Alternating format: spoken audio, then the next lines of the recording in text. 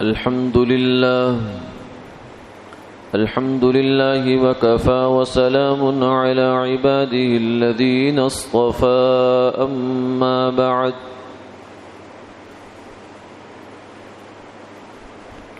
فأعوذ بالله من الشيطان الرجيم بسم الله الرحمن الرحيم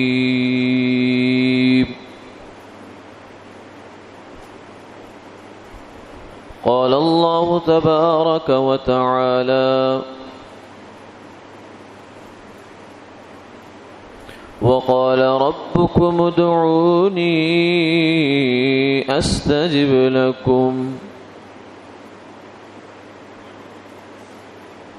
وقال تعالى وإذا سألك عبادي عني فإني قريب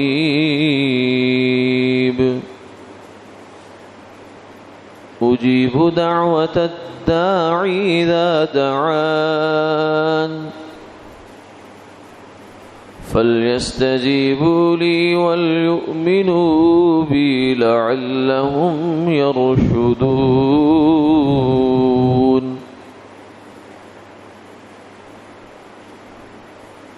وقال النبي صلى الله عليه وسلم الدعاء مخ العبادة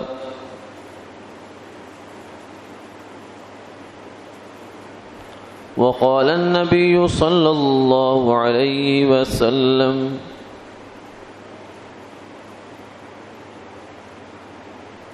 يستجاب لأحدكم ما لم يعجل صدق الله العظيم وصدق رسوله النبي الكريم ونحن على ذلك لمن الشاهدين والشاكرين والحمد لله رب العالمين اللهم صل على سيدنا محمد وعلى آل محمد كما صليت على إبراهيم وعلى آل إبراهيم إنك حميد مجيد اللهم اغفر لي واغفر لي اللهم ألهمني رشدي وأعذني من شر نفسي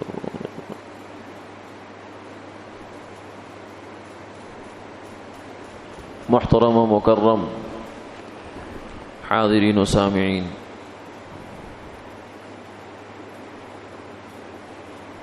اس دنیا میں رہتے ہوئے انسان کو بہت سی ضرورتیں پیش آتی ہیں، بلکہ یوں سمجھیے کہ انسان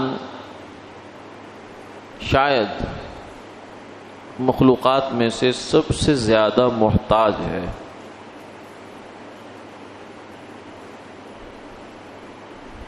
حالانکہ سب سے اشرف ہے، سب سے اشرف المخلوقات ہے، یہ تمام مخلوقات میں سے سب سے زیادہ رتبہ اس کا ہے، لیکن سب سے زیادہ محتاج بھی یہی ہے، ضرورت مند بھی یہی ہے۔ جانور اگر آپ دیکھیں تو اس میں جانور کا بچہ پیدا ہوتا ہے تو کبھی نہیں دیکھا ہوگا آپ نے کہ جانور کبھی کسی طبیب کے پاس جائے یا کوئی ان کے لیے ہاسپٹل بنا ہوا ہو یا ان کے لیے کوئی دوائیاں کوئی یہ سب چیزیں کوئی ضرورت پڑتی ہے، کبھی کچھ نہیں ہوتا۔ ایک سسٹم بنا ہوا ہے، اس کے تحت ان کے افزائش نسل ہوتی رہتی ہے، بچے پیدا ہوتے رہتے ہیں۔ پھر بچہ جب پیدا ہوتا ہے تو وہ پیدا ہونے کے فوراً بعد ہی کچھ ہی دیر میں وہ بس اپنے پاؤں پہ کھڑا ہو جاتا ہے اور وہ زندگی گزارنا شروع کر دیتا ہے اپنے پاؤں پر۔ کچھ عرصہ اس کو ماں باپ کی حفاظت کی، کیئر کی ضرورت ہوتی ہے، لیکن ان کو بہت لمبا عرصہ نہیں ہے۔ کسی جانور کو 4 دن، کسی کو 5 دن، کسی کو مہینہ، کسی کو 1.5 مہینہ، اس کے بعد وہ خود کفیل ہے، اس کو کسی کی ضرورت نہیں ہے، وہ اپنی روزی خود تلاش کرتا ہے، وہ اپنے لیے گرمی سردی کا نظم خود کرتا ہے، بس اس کی زندگی اسی کے اندر ہے۔ لیکن انسان ایسا ہے کہ اس کو پیدا ہونے سے لے کر مرتے دم تک، بلکہ مرنے کے بعد بھی یہ دوسروں کا محتاج رہتا ہے، اس کو ضرورت رہتی ہے۔ بہرحال پیدا ہوا، بچپن ہے، بالکل جب بچہ ہے تو ماں کا محتاج، باپ کا محتاج۔ ایک وقت لگتا ہے کہ وہ بچہ کروٹ بدلتا ہے، ایک وقت لگتا ہے کہ وہ پھر بیٹھتا ہے، پھر ایک وقت گزر جاتا ہے، بہت لمبا عرصہ گزرتا ہے کہ وہ چلنا شروع کرتا ہے، پھر چلتا ہے تو گرتا ہے، پھر اس کے بعد آگے پھر سمجھدار ہوتے ہوتے ایک زمانہ لگ جاتا ہے بیچارے کو۔ تو یہ احتیاج تو اس کی ہوتی جو پرورش کے دوران اس کی چلتی رہتی ہے، جوانی تک وہ اسی میں رہتا ہے۔ پھر اس کے بعد جوانی کے بعد وہ آگے جو اس کی زندگی ہے اس میں بھی وہ 10 جگہوں پر محتاج ہے، طبیب کا وہ محتاج ہے، حتیٰ کہ جوتا گانٹنے والے کا محتاج ہے، پنکچر لگانے والے کا محتاج ہے۔ یہ جتنے بھی دنیا میں کام ہیں، جتنی فیکٹریاں ہیں، یہ سب انسانوں کی ضرورت ہے نا۔ انسان کو ان سب چیزوں کی ضرورت ہے، جبھی تو یہ کام چل رہے ہیں۔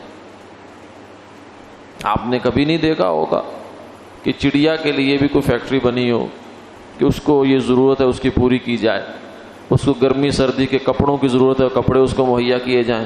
نہیں، اللہ نے اس کا کپڑا اس کے ساتھ ہی رکھ دیا، اس کی گرمی سردی کا انتظام اس کے پاس ہے، اس کے دانے دنکے کا کھانے پینے کا انتظام اس کے پاس ہے، اس کو کسی چیز کی ضرورت نہیں ہے۔ ہاں ہمیں ضرورت ہے، تو انسان ضرورت مند ہے، ایک دوسرے کا محتاج۔ اس زمین میں، اس دنیا میں رہتے ہوئے ہم ایک دوسرے کے محتاج ہیں۔ کوئی آدمی بھی یہ نہیں کہہ سکتا کہ میں اپنی زندگی میں مجھے کسی کی ضرورت نہیں ہے، یہ نہیں ہو سکتا۔ اگر سب سہارے اس کے پاس سے ہٹا دیے جائیں تو اس کے بعد تو یہ بے یار و مددگار ہے، بے چارہ ہو جائے گا۔ یہ سب چارے اس کو چاہیے۔ تو اس لیے فرمایا کہ اس دنیا میں رہتے ہوئے ہم سب ایک دوسرے کے محتاج۔ اگر کوئی آدمی جوتا گانٹ رہا ہے تو وہ بھی خدمت میں لگا ہوا ہے۔ کوئی آدمی بھی اپنے آپ کو حقیر نہ سمجھے۔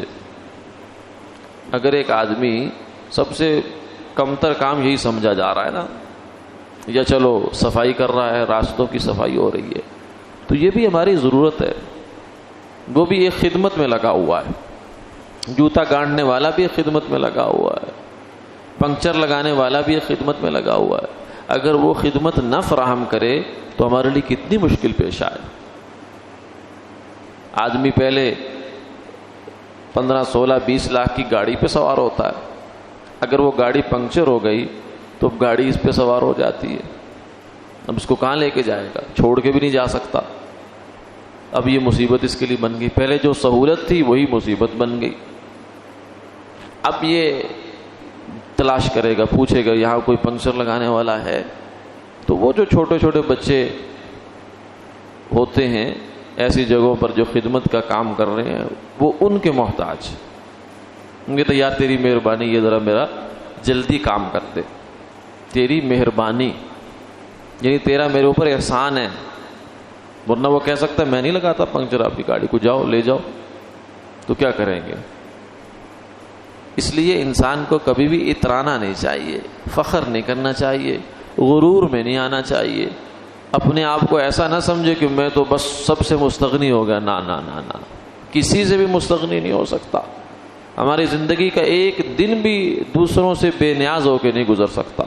انسان نیاز مند ہے، نیاز مندی کے اندر ہی رہتا ہے۔ یہ شاگرد استاد کا محتاج، استاد شاگرد کا محتاج۔ شاگرد نہیں تو استاد کس کو پڑھائے گا؟ استاد نہیں تو شاگرد کس سے پڑھے گا؟ ماں باپ اولاد کے محتاج، اولاد ماں باپ کی محتاج، بہن بھائی کی محتاج، بھائی بہن کا محتاج۔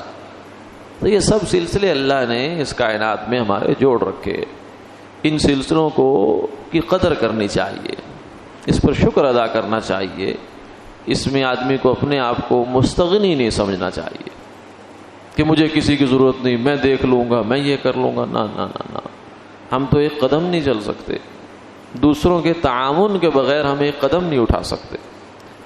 اس لیے آدمی کو بے نیازی نہیں دکھانی چاہیے، بے نیاز صرف اللہ کی ذات ہے۔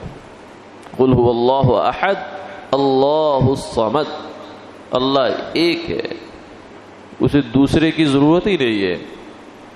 دوسرا کیا کرے گا؟ سب کچھ تو وہ خود ہے، دوسرے نے آ کے کیا اضافہ کرنا ہے؟ ساری صفات اس کے پاس ہیں، کمالات اس کے پاس ہیں، اور ہر قسم کے عیب سے، نقص سے، خامی سے پاک وہ ہے. تو دوسرے نے آ کے کیا کرنا ہے وہاں؟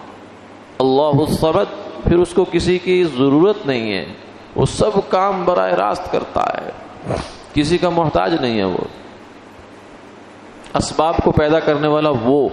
ہمارے لیے تو یہ اسباب ہے نا. ہمیں بھوک لگی ہے تو ہم نے پیٹ بھرنا ہے، تو اس کے لیے ہم روٹی کے محتاج.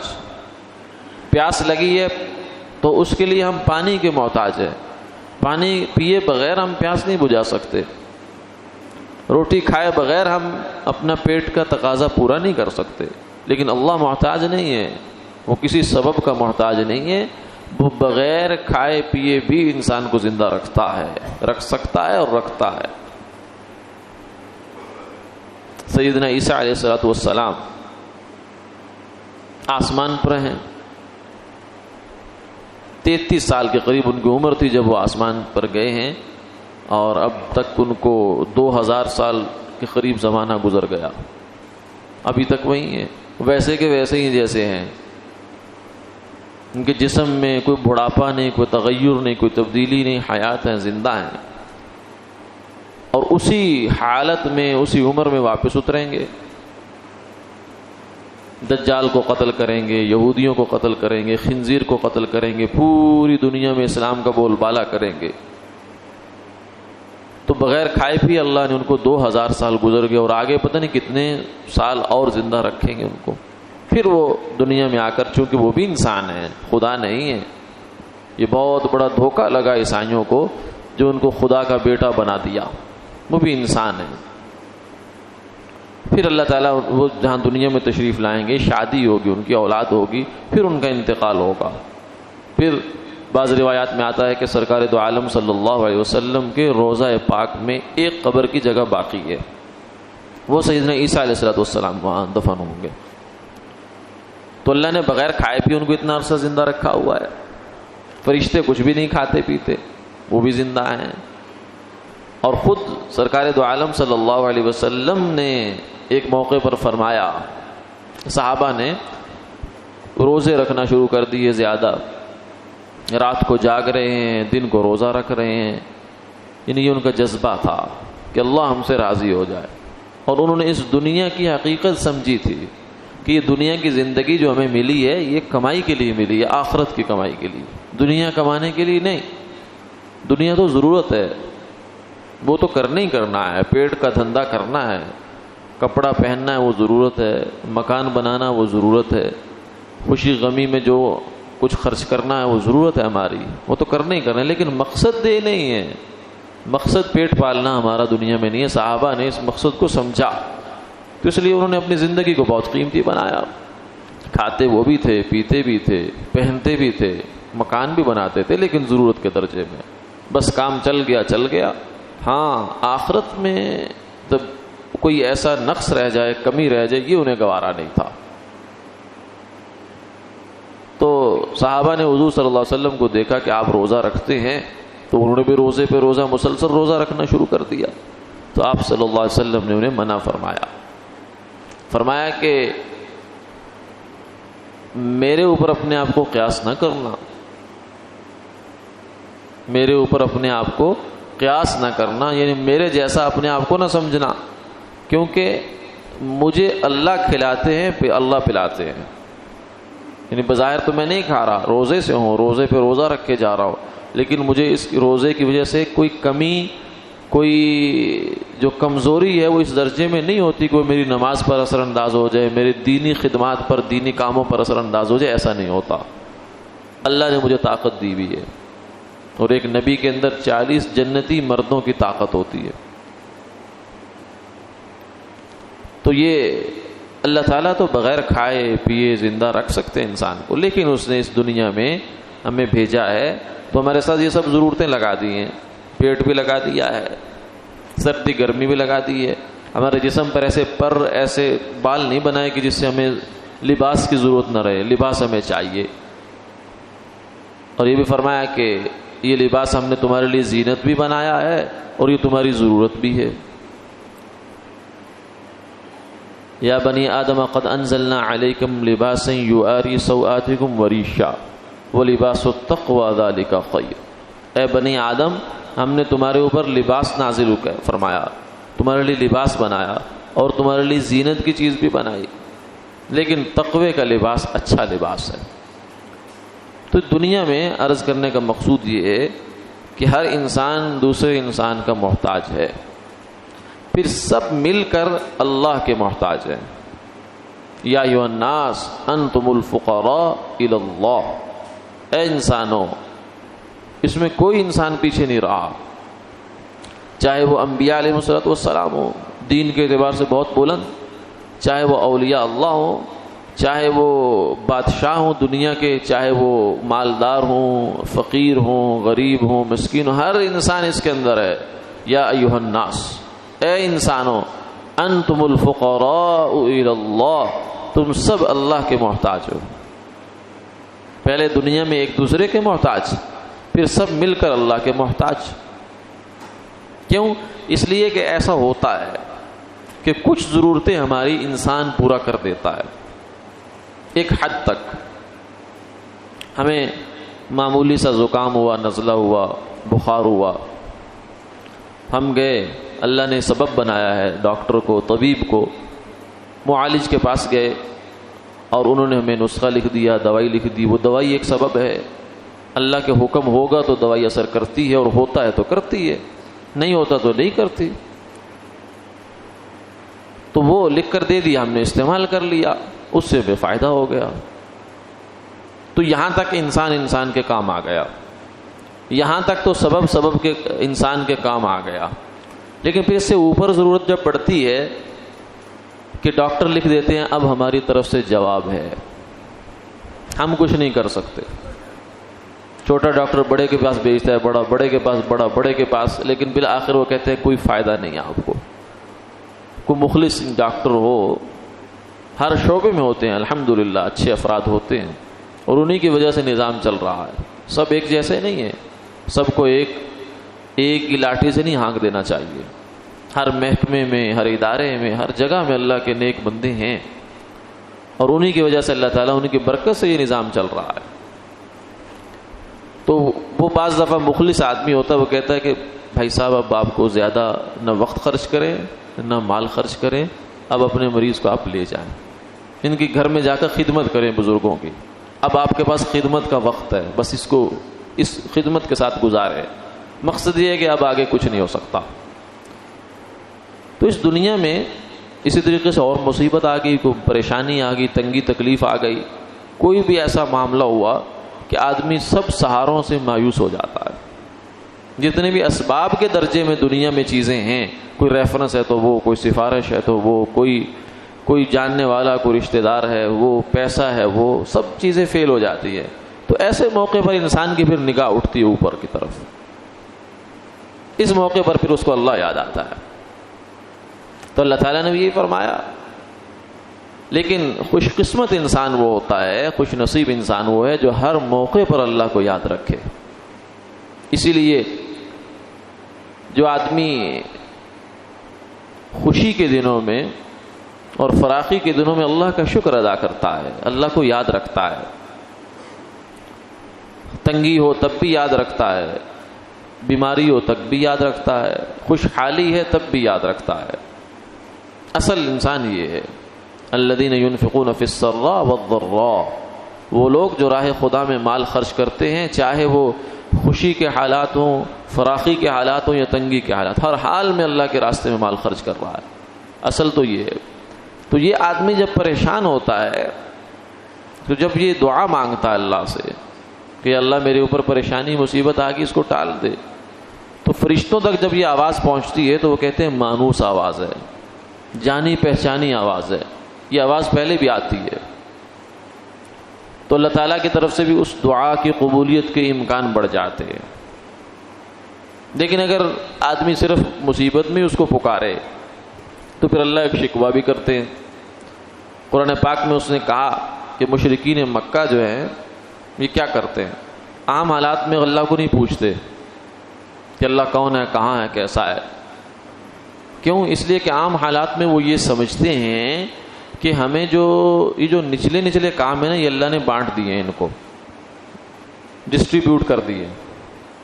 اولاد ایک بت کو دے دی، اور روزی دوسرے کو دے دی، اور بارشیں تیسرے کو دے دی، کھیتی چوتھے کو دے دی، مویشی جان وغیرہ یہ چوتھے کو، پانچویں کو دے دی. اس طرح کر کے وہ سمجھتے ہیں کہ اللہ تعالیٰ تو اب فارغ ہو کے بیٹھ گئے ہیں. نعوذ باللہ من ذالک. اور یہ خدائی اس نے بانٹ دی ہے نیچے. اس لیے وہ چھوٹے موٹے کاموں کے لیے کہتے تھے اللہ کو کیا تکلیف دینا. یہ ان کی جہالت تھی. یہ بعض دفعہ ہمارے اوپر بھی بات آ جاتی ہے. کسی کو کہا جائے چھوٹا سا کام ہے، دعا کرو بھائی اللہ تعالیٰ کرے گا، وہ اس کا ایک حجاب سا ہوتا ہے کہ چھوٹی سی بات کے لیے اللہ سے دعا کرو. اس لیے حضور صلی اللہ علیہ وسلم نے فرمایا کہ اللہ تعالیٰ سے مانگو، حتیٰ کہ اگر تمہارا نمک ختم ہو گیا تو بھی اللہ سے مانگو، جوتے کا تسمہ ٹوٹ گیا تو بھی اللہ سے مانگو. اس لیے کہ اللہ تعالیٰ کی قدرت تو اتنی بڑی ہے کہ تم اگر اس سے زمین و آسمان بھی مانگ لو تو اس کے خزانوں میں تو یہ کچھ بھی نہیں ہے، یہ تو تمہارے لیے بڑا ہے. اللہ کی قدرت تو اتنی بڑی ہے کہ عرش کو پیدا کرنا، اس کائنات کی سب سے بڑی مخلوق عرش ہے، اور ایک نمک کی ڈلی پیدا کرنا اللہ کے لیے برابر ہے. یہ نہیں کہ اس میں اس کا زیادہ پیسہ خرچ ہوتا ہے، مال زیادہ خرچ ہوتا ہے، طاقت زیادہ لگتی ہے، قدرت زیادہ لگتی ہے. نہ، اس کی قدرت تو لا محدود، حد ہی نہیں ہے اس کی. سوچ ہماری ختم ہو جائے گی لیکن اس کی قدرت ختم نہیں ہو سکتی. اس لیے فرمایا کہ اللہ سے مانگنے میں شرماؤ نہیں، ہر چیز اللہ سے مانگا کرو، ہر حال میں مانگا کرو. دنیا میں مانگتے ہو، کسی سے ایک دفعہ قرض مانگ لیا یا کوئی مدد مانگ لی، کوئی سفارش منگوا لی، کوئی تعاون کروا دیا، تو دوسری دفعہ جاتے ہوئے انسان شرماتا ہے. اور اگر چلا بھی جائے تو وہ خود اس کو چہرہ پھیر لیتا ہے، نظر پھیر لیتا ہے کہ یہ پھر آ گیا ہے. ایک دفعہ تو اس کا کام کیا میں نے، یہ اب پیچھے ہی پڑ گیا، اس نے اب راستے ہی دیکھ لیا ہے. لیکن اللہ نے ایسا نہیں کرتے. اللہ تعالیٰ تو فرماتے ہیں کہ جو مجھ سے مانگتا ہے میں اس سے خوش ہوتا ہوں، جو جتنا میرا منگتا ہے میں اس سے اتنا خوش ہوتا ہوں. تو اس لیے اللہ کے دربار سے مانگنا، اس کی عادت بنانی چاہیے، اس کو اپنی زندگی کا حصہ بنانا چاہیے. ہر حال میں اللہ سے مانگنے والا ہو، بلکہ یہ چلتے پھرتے بہترین عمل ہے. یہ مراقبہ دعائیہ، یعنی اللہ سے تعلق رکھیں دعا کا. یعنی ویسے ذکر بھی کر سکتے ہیں، جو چلتے پھرتے جب ہم فارغ ہوتے ہیں، کوئی زبانی مصروفیت نہیں ہے، قرآن پاک کی تلاوت ہے تو وہ کرتے رہے انسان، اللہ اللہ کرتا رہے، سبحان اللہ، الحمدللہ، لا الہ الا اللہ، اللہ اکبر، یہ پڑھتا رہے. اور کوئی نیک کلمہ ہے تو وہ پڑھتا رہے. لیکن ایک صورت یہ بھی ہے کہ جیسے ہم کبھی پریشان ہوتے ہیں نا، بہت پریشان ہو جاتے ہیں، تو اس وقت ہمارے ساتھ یہ کیفیت ہوتی ہے. اللہ نہ کرے کسی کا مریض ICU میں ہے، خصوصی نگہداشت جو ہے اس کے اندر ہے، اور نظریں اس کی ادھر لگی ہوئی ہیں، یا آپریشن تھیٹر میں بہت سیریس قسم کا آپریشن ہے، تو وہ باہر لاحقین بیٹھے ہوئے ہوتے ہیں جو اس کے رشتہ دار ہیں. اب وہ اسی انتظار میں ہوتے ہیں کہ کیا خبر آتی ہے. تو اس وقت وہ کھانے کو کھا بھی رہا ہوگا، پی بھی رہا ہوگا، فون آ رہا ہے تو اس کو بھی اٹینڈ کر رہا ہے، بات چیت بھی کر رہا ہے، لیکن اس کا دل سے ہر لمحہ یہ اللہ کی طرف متوجہ ہے، یا اللہ خیر، یا اللہ خیر، یا اللہ خیر، یا اللہ خیر. تو یہ جو انسان کی یہ اللہ کی طرف متوجہ ہونے کی حالت ہے، یہ اس کی بہترین حالت ہے. یہ اس کی اللہ کی نظر میں بہت محبوب اور پسندیدہ حالت ہے. اس لیے فرمایا الدعاء مخ العبادہ، انسان کے اس دنیا میں آنے کا مقصد اللہ کی عبادت ہے. ہم کمانے کے لیے اس دنیا میں نہیں آئے، مکان بنانے نہیں آئے، مقصد دی نہیں ہے، یہ ضرورت ہے. مقصد اور ضرورت میں بہت واضح فرق ہوتا ہے. اس کو آسان مثال سے سمجھایا جاتا ہے کہ آپ ٹرین میں ہیں، اسٹیشن میں، اور اترے ہیں، کسی جگہ گاڑی کھڑی ہوئی ہے، آپ کا خیال یہ تھا کہ گاڑی 10 منٹ کھڑی ہوگی، تو آپ نے چائے لے لی، پکوڑے لے لیے، سموسے لے لیے، کچھ لے کر کھانا شروع کر دیا. لیکن آپ نے ابھی جو ہی ہاتھ ڈالا تھا کہ گاڑی کی وسل ہوئی اور گاڑی نے رینگنا شروع کر دیا، سرکنا شروع کر دیا.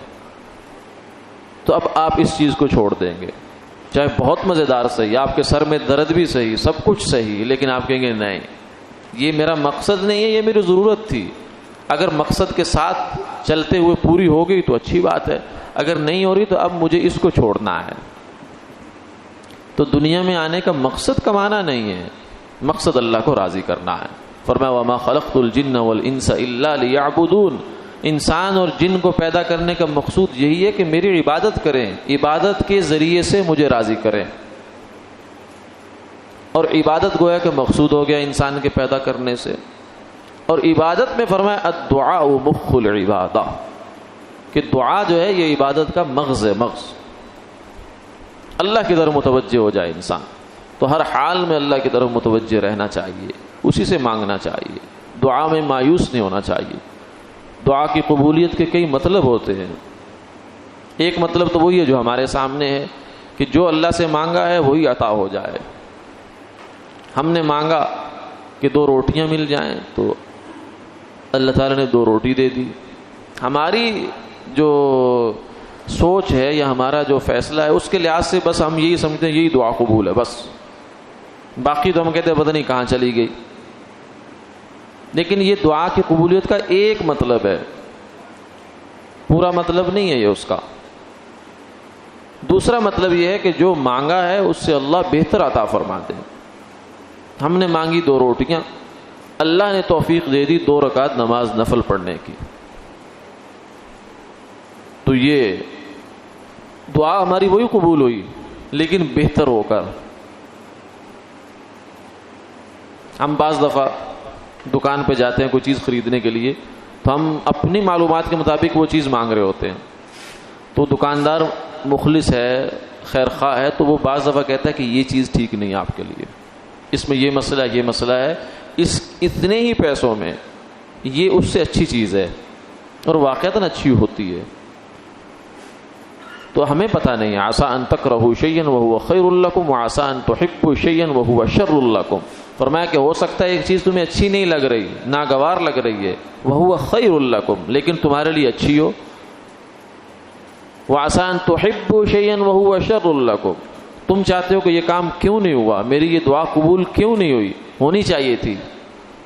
وہو شر لکم، لیکن اس کا قبول ہو جانا تمہارے لیے اچھا نہ ہوتا. اللہ کے خزانوں میں کیا کمی ہے، لیکن اس نے دنیا کا نظام ایسا رکھا ہے کہ اس میں اس نے شر کے ساتھ خیر، خیر کے ساتھ شر، شر کے پیچھے خیر، خیر کے پیچھے شر، یہ سب چیزیں اس کا ایک سسٹم ہے، اس کا ایک نظام ہے. واللہ یعلم وانتم لا تعلمون، اللہ جانتے ہیں تم نہیں جانتے ہو، کہ تمہارے لیے کیا اچھا ہے یہ اللہ جانتے ہیں. تو اللہ تعالیٰ اگر دعا کو یوں قبول کریں کہ اس کو 2 روٹی کی جگہ 2 نفل پڑھنے کی توفیق دے تو یہ زیادہ اچھا ہے. اور پھر تیسری صورت یہ ہوتی ہے کہ ہم نے دعا مانگی کہ یا اللہ فلاں چیز دے دے، گاڑی دے دے، مکان دے دے، نوکری دے دے، یہ کر دے، وہ کر دے. اب ہمیں نہیں پتا تھا کہ ایک آزمائش، ایک مصیبت ہمارے انتظار میں کھڑی ہے، جان کی، مال کی، کسی اعتبار سے بھی ہو سکتی ہے.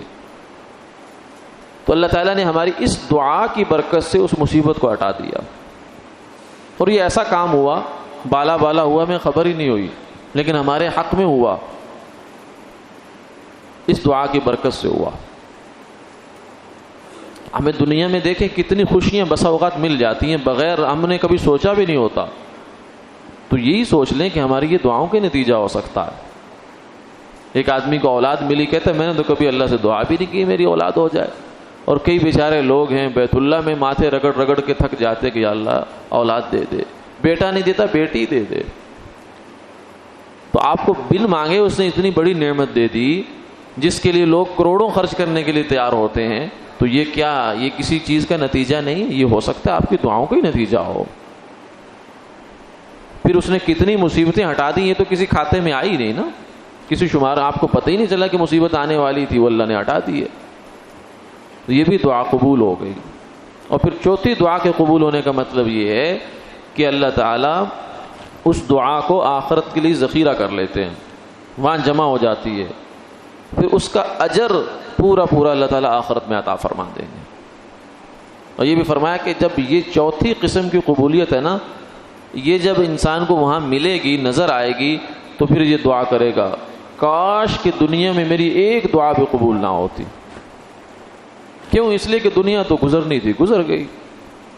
دنیا کا دن جو گزر جاتا ہے گزر جاتا ہے، اس کے بعد اس کے بس نشان ہی رہ جاتے ہیں، وہ کیفیت، وہ اثر تو نہیں رہتا، نہ خوشی کا رہتا ہے نہ غمی کا رہتا ہے۔ عید کا دن شروع ہوتا ہے تو خوشیاں، سورج ڈھلنے پہ آتا ہے تو وہ خوشیاں ساری غائب ہو جاتی ہیں۔ شادی میں بھی ایسا ہی ہوتا ہے، غمی میں بھی ایسا ہی ہوتا ہے، پہلے دن بہت غم، دوسرے دن کم، پھر تیسرے دن اس سے کم، پھر رفتہ رفتہ انسان اپنے معمول پہ آ جاتا ہے۔ پھر کبھی یاد کرتا ہے تو غم آتا ہے، ورنہ وہ بھول ہی جاتا ہے کہ میرے ساتھ یہ حادثہ بھی ہوا ہے۔ تو دنیا کی زندگی میں تو جو گزر گیا وقت گزر گیا، اس لیے وہ اس وقت یہ خواہش کرے گا کاش کہ دنیا میں میری کوئی دعا قبول نہ ہوتی۔ تو اس لیے دعا سے مایوس نہ ہو، اور دعا میں کے آداب میں سے ایک ادب یہ ہے کہ اس کے اندر جلدی نہ مچائی جائے کہ میں اتنے دنوں سے مانگ رہا ہوں قبول ہی نہیں ہو رہی۔ نہیں، مانگتے ہی رہے، مانگتے ہی رہے، مانگتے ہی رہے۔ یہ مانگتے رہنا بھی ایک خزانہ ہے، صرف دعا کا قبول ہونا خزانہ نہیں، یہ مانگتے رہنا بھی ایک خزانہ ہے۔ اس لیے کسی نے اللہ والے سے کہا نا کہ میں اتنے عرصے سے دعا مانگ رہا ہوں، یا میں اتنے عرصے سے ذکر کر رہا ہوں، کوئی اثر نہیں ہو رہا، کوئی فائدہ نہیں ہو رہا، کوئی قبول نہیں ہو رہا، یا دعا مانگ رہا ہوں تو اس میں کوئی نتیجہ نظر نہیں آ رہا، کوئی فائدہ نظر نہیں آ رہا۔ شیطان ہے نا، شیطان مایوس کرتا ہے، ہٹا دے گا یہاں سے، حالانکہ اس کے پاس بھی سوائے مایوسی کے اور کیا ہے؟ کچھ بھی نہیں، آپ کو دے تو کچھ نہیں سکتا، اس کے ہاتھ میں ہے ہی نہیں کچھ، کیا دے گا؟ دینے والی ذات تو اللہ کی ہے۔ ہاں وہ پریشان کر سکتا ہے، کہے گا چھڑ یار، کس چیز کے پیچھے لگا ہوا ہے، بس چھوڑ دے، حالانکہ چھوڑ کے نتیجہ کیا نکلا؟ کچھ بھی نہیں۔ اللہ کے در پہ جھکے رہتے، مانگتے رہتے، پڑھتے رہتے، کرتے رہتے، کچھ نہ کچھ ہوتا رہتا، تو اور کچھ نہیں ہے تو دعا کا ثواب تو لکھا جا رہا ہے، وہ ذخیرہ تو ہو رہی تھی، وہ بھی چھوڑ دی اللہ کے بندے۔ تو اس لیے دعا سے مایوس نہیں ہونا چاہیے، اللہ کے حضور دعا مانگتے ہی رہے انسان۔ یہ مانگتے رہنا خود ایک خزانہ ہے، یہ اللہ کو بہت پسند ہے۔ اللہ تعالیٰ کی جو نیک بندے ہیں اپنے بندوں پر حالات لاتے ہیں، لیکن ہمیشہ ان کو حالات میں رکھتے نہیں ہیں، حالات آتے ہیں پھر حالات گزر بھی جاتے ہیں، اللہ تعالیٰ کوئی نہ کوئی راستہ نکال دیتے ہیں۔ ہاں ان حالات کے اندر اللہ کی طرف سے آزمائش اور امتحان ہوتا ہے کہ اب میرا بندہ کیا کرتا ہے، یہ میرے در میں جھکتا ہے یا دائیں بائیں بھاگتا ہے اور مجھ سے مایوس اور بدظن ہو جاتا ہے۔ اگر انسان اللہ ہی کے در میں جھک گیا تو یہ تنگی، یہ پریشانی، یہ مصیبت، تکلیف بھی اللہ کے قرب کا ذریعہ بن گئی، اور اگر اللہ سے دور ہو گیا تو چاہے خوشی صحیح چاہے تنگی صحیح، تو دور ہو گیا تو دور ہو گیا، یہ تو نقصان اور خسارے کی چیز لے گیا۔ اللہ تعالی ہمیں عمل کی توفیق عطا فرمائے، آمین آمین یا رب العالمین۔